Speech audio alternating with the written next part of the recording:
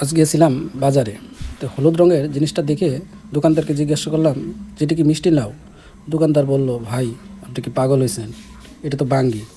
তো আমি তো আশ্চর্য হলাম যে বাঙ্গি এরকম হয় নাকি। তো যাই হোক, বাঙ্গিটা নিলাম, নিয়ে বাসায় নিয়ে আসলাম। বাসায় নিয়ে আসার পর শুনছি যে বাঙ্গি নাকি টোকা দিলে বাঙ্গি ফেটে যায়, কিন্তু না, সেটা দিকে উল্টা। অনেক কষ্ট করে ছুরি দিয়ে চেষ্টা করতেছি সেটা কাটার জন্য। বারবার চেষ্টা করার পর একসময় বাঙ্গিটাকে কাটতে পারলাম।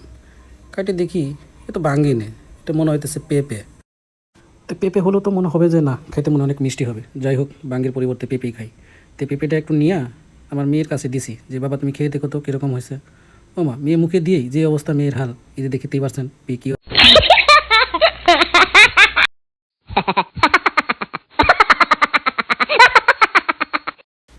যাই হোক, কিনে তো নিয়ে আসছি, অবশেষে চিনি দিয়ে মেয়েকে দিলাম, বাবা খাও, তুমি চিনি দিয়েই খাও।